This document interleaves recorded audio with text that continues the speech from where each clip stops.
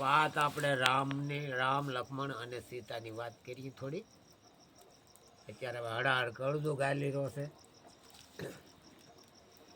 તો રામ અને લક્ષ્મણ અને સીતા વનમાં જતા હા.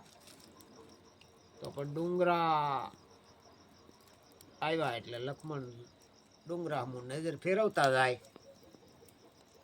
તો એ રામને કહેવા મોટા ભાઈ કે આ ડુંગરે આમ કેવી રીતે આમ કેમ થાય કે કેમ કે મોટા મોટા પાણા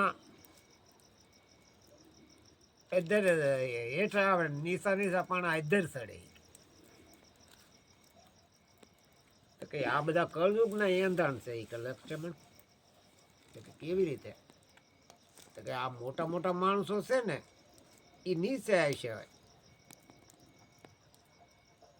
એટલે આવું કળયુગ ની અંદર થાય એમ. ચારથી એને બતાવ્યું જ્યારે એ રામ લક્ષ્મણ અને સીતા વનમાં હતા ને ચારથી બતાવ્યું. અત્યારે આ કળયુગમાં મોટા મોટા છોકરીઓ હોય એ નીચા માણસો હોય એના છોકરાના ઘરમાં એની હારે બેહે એના ઘરમાં લ્યો.